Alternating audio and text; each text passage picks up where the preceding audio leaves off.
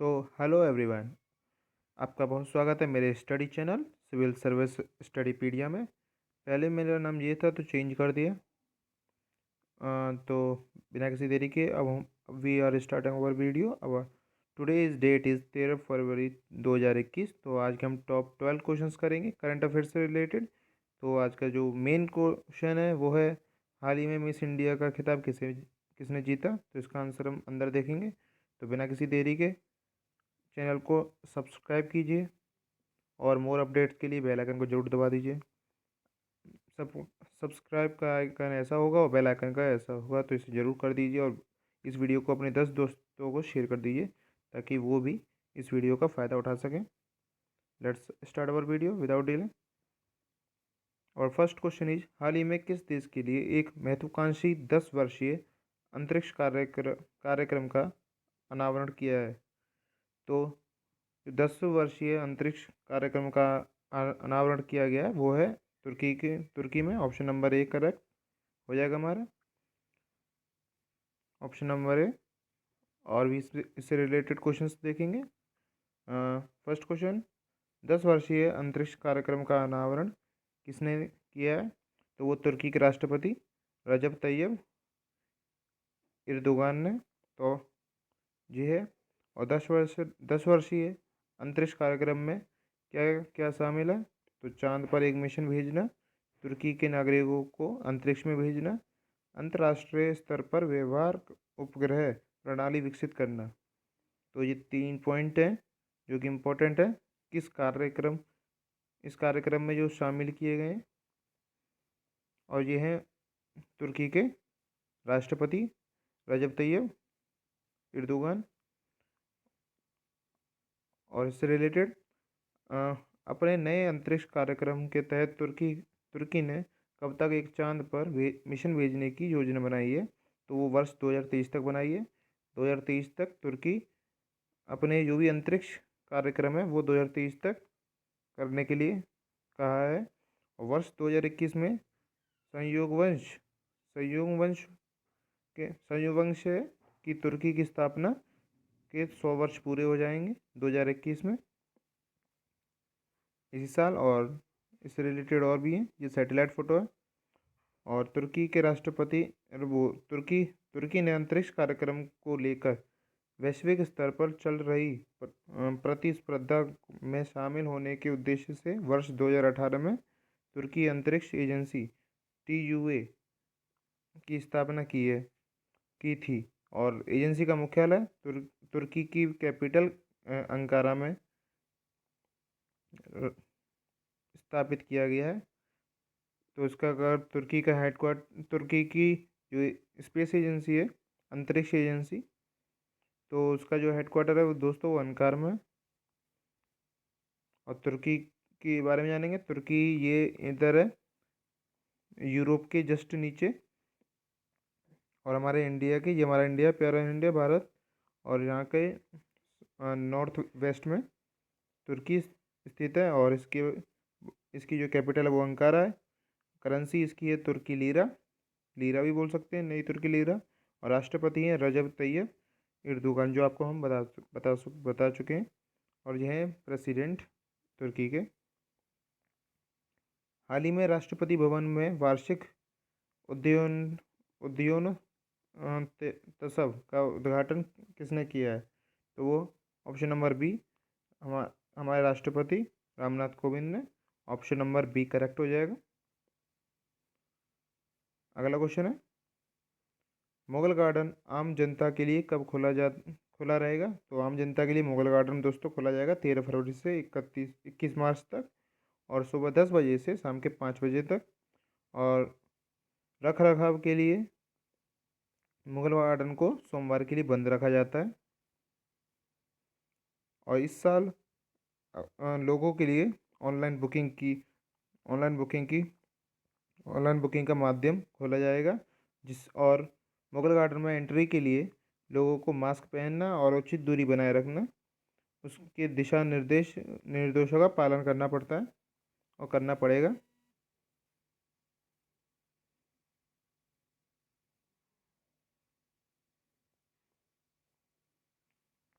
हमारा अगला है, मुगल गार्डन में लगभग 10,000 ट्यूलिप्स की विशेष रूप से खेती की जाती है और वो लाल कलर के होते हैं, सफ़ेद कलर के और नारंगी और पीले कलर के। ये 4 कलर की खेती की जाती है मुगल गार्डन के अंदर, लाल, सफ़ेद, नारंगी और पीले। और इसकी जो खेती की गई थी वो सबसे पहली बार सर एडवर्ड लुटियंस के द्वारा परिकल्पना की गई थी। मुगल गार्डन की राष्ट्रपति भवन के प्रांगण में कुल 15 एकड़ में स्थित है और ये पूरी खेती है वो 15 एकड़ के अंदर है राष्ट्रपति भवन में। नेक्स्ट क्वेश्चन हमारा, हाल ही में मिस इंडिया का खिताब किसने जीता है? तो आपको पता ही होगा, ऑप्शन नंबर बी, मानसा वाराणसी। ये तेलंगाना की रहने वाली है और इसमें जो फर्स्ट रनर अप है वो यूपी की है और सेकंड रनर हरियाणा की है। Runner up miss India 2020। इस बार ये खिताब तेलंगाना की 23 वर्षीय मानसा वाराणसी को मिला है और ये है मानसा वाराणसी। और मानसा पेशे से एक फाइनेंशियल एक्सचेंज इंफॉर्मेशन एनालिस्ट है और फर्स्ट रनर अप मान्या सिंह है जो कि यूपी से बिलोंग करती हैं और दिसंबर माह से ही मान्या सिंह मिस उत्तर प्रदेश बनी थी। और सेकंड रनर अप हरियाणा की मानिका सियोकांड है। हमारा अगला प्रश्न है, तारीख और महत्वपूर्ण दिवस के रूप में कौन सा युग्म सही है? तो इसमें से बताना ऑप्शन कौन सा सही है। तो हमारे 3 ऑप्शन सही है इसमें, तो हमारा गलत ऑप्शन नंबर सी हो जाएगा। 11 फरवरी नहीं, वो 14 फरवरी होता है। 14 फरवरी को वैलेंटाइन डे मनाया जाता है।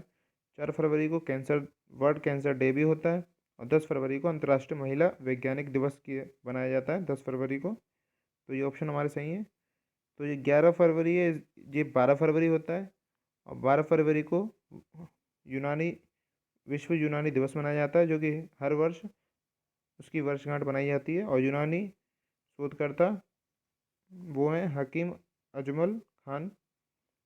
और यूनानी दिवस के अवसर पर आयुष मंत्रालय द्वारा यूनानी औषधि पर सम्मेलन का आयोजन किया गया है, वो भी नई दिल्ली के अंदर। भारत में यूनानी चिकित्सा पद्धति की शुरुआत कब की गई? तो वो 13वीं शताब्दी में 13th सेंचुरी के अंदर दिल्ली सल्तनत के अंदर की गई थी स्थापना। और international day for women's and girls in science, इसका जो डे बनाया जाता है वो 11 फरवरी को बनाया जाता है। अंतर्राष्ट्रीय महिला वैज्ञानिक दिवस मनाया जाता है। इसका उद्देश्य है महिला और लड़कियों को स्टीम यानी कि साइंस, टेक्नोलॉजी और इंजीनियरिंग एंड मैथमेटिक्स के क्षेत्र में लाने के प्रोत्साहित करना। और और वर्ल्ड वुमेन वैज्ञानिक दिवस 2021 की जो थीम है वो है कोविड-19 के खिलाफ संघर्ष में अग्रणी महिला विज्ञानी। और ये इसका लोगो है 2021 का, women scientist at the forefront of the fight against कोविड-19।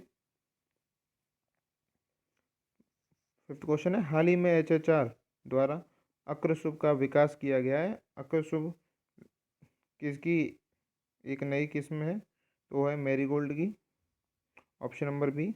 और एचएचआर की फुल फॉर्म है Indian Institute of Horticulture and Research, एचएचआर।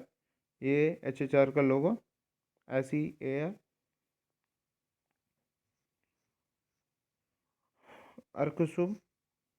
अर्कशुभ एक कैरोटीन की मात्रा में लगभग 2.8% है जो कि पादप स्रोत से सबसे अधिक है। इस नई किस्म को न केवल सजावटी उद्देश्य के लिए प्रयोग किया जाता है बल्कि इसे कच्चे कैरोटीन का भी अच्छा स्रोत माना जाता है। पोल्ट्री फील्ड के रूप में प्रयोग भी किया जाता है इसे। और कैरोटीन गाजर के नारंगी रंग के लिए उत्तरदायी होता है। कैरोटीन के बारे में है ये। और कैरोटीन अल्फा और बीटा कैरोटीन और लाइकोपिन कैरोटीन के उदाहरण हैं। कैरोटीन की। नेक्स्ट क्वेश्चन हमारा, हाल ही में विजयनगर किस राज्य का 13वां जिला बना है? तो वो दोस्तों कर्नाटका का बनाया गया है। ये 31वां जिला बनाया गया है कर्नाटका का।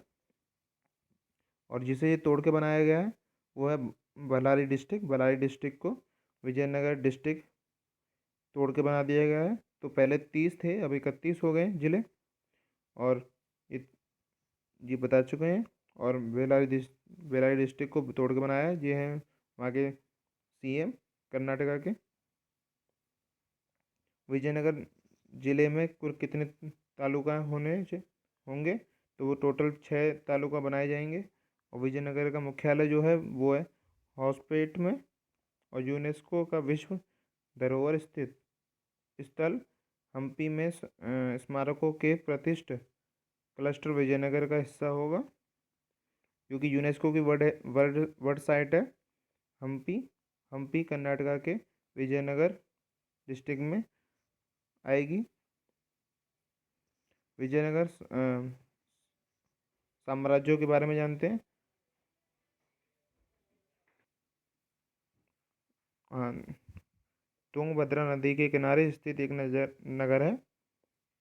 मोहम्मद बिन तुगलक के समय 1336 ईस्वी में स्वतंत्र हुआ था। और विजयनगर की स्थापना 1336 में हुई थी। हरिहर और बुल्का द्वारा। हरिहर द्वितीय विजयनगर का प्रथम शासक था। पसंद आया हो तो लाइक कीजिए, अभी शेयर कर दीजिए अपने 10 दोस्तों को। और वीडियो से कोई भी संबंधित सुझाव के लिए कमेंट बॉक्स में बताइए। और चैनल को सब्सक्राइब कीजिए और बेल आइकन दबा दीजिए मोर अपडेट्स के लिए। जो ऊपर बेल आइकन है इसी तरीके का नीचे होगा, उसे भी क्लिक कर दीजिए। वर्ष 2021 के लिए वित्तीय साक्षरता सप्ताह किसने बनाया? तो वो आरबीआई के द्वारा बनाया गया है। तो 2021 का वित्तीय साक्षरता सप्ताह, विश्व साक्षरता वीक 8 फरवरी से 12 फरवरी 2021 तक बनाया गया है। वित्तीय साक्षरता वीक 2021 के उद्देश्य में क्या है? तो उसका उद्देश्य जो है वो बैंक द्वारा प्रदान की गई जाने वाली क्वारंटीन सुविधाओं के बारे में जागरूकता फैलाना। तो फाइनेंशियल लिटरेसी वीक FLW।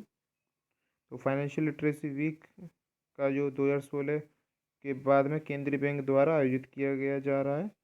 और 2020 में फाइनेंशियल लिटरेसी वीक ने सूक्ष्म और लघु और माध्यम उद्यमों पर ध्यान केंद्रित करना है। और 2019 में इसने किसानों पर ध्यान केंद्रित किया था।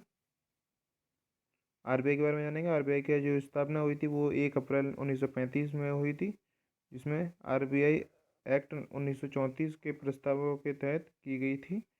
आरबीआई के गवर्नर शक्तिकांत दास, जो कि 25वें गवर्नर है। इसका मुख्यालय मुंबई के अंदर है।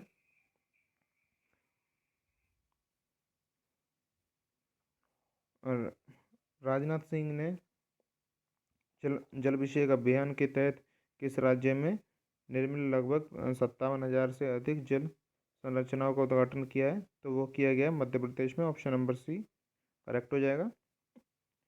और रक्षा मंत्री राजनाथ सिंह ने 11 फरवरी नई दिल्ली से जल अभिषेक अभियान में तहत मध्य प्रदेश में निर्मित लगभग 57,000 से अधिक जल संरचनाओं का उद्घाटन किया है। और जल अभिषेक अभियान का उद्देश्य है जल संरक्षण और जल स्तर बढ़ाना।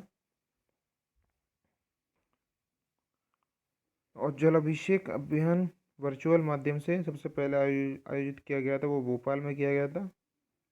और इस कार्यक्रम के कृषि मंत्री नरेंद्र सिंह तोमर और मुख्यमंत्री शिवराज सिंह चौहान, जो कि मध्य प्रदेश के हैं। और मध्य प्रदेश के बारे में जानेंगे। इसका जो कैपिटल है वो है भोपाल। और राजा भोज की नगरी तथा झीलों की नगरी भी इसे कहा जाता है। और इसका जो पशु है बारहसिंगा है। और जो पुष्प है सफ़ेद लिली। पंछी है शाह बुलबुल। और राजकीय वृक्ष बरगद। राजकीय फसल सोयाबीन। और मुख्यमंत्री शिवराज सिंह चौहान। और गवर्नर है आनंदीबेन पटेल। हमारा नेक्स्ट क्वेश्चन है, हाल ही में ट्रोपेक्स 21 अभ्यास का आयोजन किसके द्वारा किया गया है? तो भारतीय नौसेना के द्वारा। ऑप्शन नंबर ए करेक्ट हो जाएगा। ट्रोपेक्स ये एक द्विवर्षीय अभ्यास है और भारतीय नौसेना का सबसे बड़ा युद्ध अभ्यास है, और ट्रोपेक्स 2021 की शुरुआत में जनवरी 2021 में शुरू की गई थी, और यह अभ्यास अभी भी चल रहा है, और यह फरवरी 2021 के तीसरे वीक का है, जो कि थर्ड वीक चल रहा है इसका, ट्रोपेक्स 2021 के बारे में। ट्रोपिक्स 2021 में कौन कौन भाग ले रहा है? तो इसमें भारतीय सेना और भारतीय वायुसेना और तटरक्षक बल की इकाइयाँ। ये लगभग कहाँ पर आयोजित किया जाएगा? वो हिंद महासागर के क्षेत्र में और उसके आसपास के समुद्री क्षेत्र में ये किया जाएगा।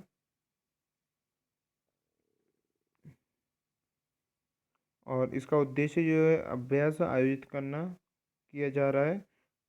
इसका उद्देश्य से यह अभ्यास आयोजित किसके उद्देश्य से ये अभ्यास आयोजित किया जा रहा है? तो ये आयोजित किया जा रहा है मौजूदा भू रणनीति माहौल के नौसेना की तैयारी के परीक्षण करना, और पहले चरण में 12 से 13 जनवरी 2021 से सी विजिल अभ्यास आयोजित किया गया था। पहले चरण से 12 से 13 जनवरी 2021 से सी विजिल अभ्यास आयोजित किया गया था। त्रिसेवा संयुक्त अभ्यास एमफेक्स 21 अभ्यास सी विजिल अभ्यास के बाद आयोजित किया गया था। इसे अंडमान और निकोबार में 21 से 25 जनवरी 2021 से आयोजित किया गया था। हाल ही में wild life photography of the year 2021 किसने जीता है? वो रॉबर्ट इरविन ने जीता है। ऑप्शन नंबर ए करेक्ट हो जाएगा हमारा। रॉबर्ट इरविन ने wild life photography of the year जीता है। ये उनकी फ़ोटो है, और Australian wild life photography Robert Irwin है, जो ऑस्ट्रेलिया के रहने वाले हैं, और ये प्रतियोगिता में पहले आए हैं wild life photography of the year people's choice award में। और जो इरविन ने बुश फायर नामक इमेज के लिए पुरस्कार जीता है, बुश फायर जो कि ऑस्ट्रेलिया में लगी थी, आपको पता ही होगा। और बुश फायर इमेज 2020 के विनाशकारी ऑस्ट्रेलियाई बुश फायर की तस्वीर है, और रॉबर्ट इरविन ने यह इमेज ली गई है, और केप यॉर्क और क्वींसलैंड में स्टीव इरविन और वाइल्ड लाइफ रिजर्व के पास ड्रोन का इस्तेमाल करके इन्होंने पिक्चर ली थी, और ये लोगो है wild life photography of the year का, national history museum. The wild life photography of the year दुनिया की सबसे बड़ी वाइल्ड लाइफ फोटोग्राफी प्रतियोगिता है, जो कि प्राकृतिक इतिहास संग्रहालय द्वारा आयोजित की जाती है, और इंटरनेशनल एलिप्सी डे हर साल कब बनाया जाता है? तो अंतर्राष्ट्रीय मिर्गी दिवस कब बनाया जाता है? और 2021 में अंतर्राष्ट्रीय मिर्गी दिवस 8 फरवरी को बनाया जाता है। तो हमारा ऑप्शन नंबर हमारा हमेशा दूसरे सप्ताह में दूसरे सोमवार को हमेशा बनाया जाता है फरवरी के, तो 8 फरवरी को बनाया गया है इस साल। और अंतर्राष्ट्रीय मिर्गी दिवस का आयोजन IBE और ILAE द्वारा संयुक्त रूप से किया गया है। वीडियो को अभी लाइक कीजिए और 10 दोस्तों को शेयर कर दीजिए, ताकि वो भी इस वीडियो का फ़ायदा उठा सकें। और वीडियो से कोई भी संबंधित सुझाव के लिए कमेंट बॉक्स में बताइए, और नीचे ऐसा एक सब्सक्राइब का बटन होगा सब्सक्राइब का, उसे ज़रूर दबा दीजिए, और बेल आइकन को दबा दीजिए, ताकि आपको हमारी ऐसी वीडियो की नोटिफिकेशन हर बार मिल सके। और share and support us guys, thank you.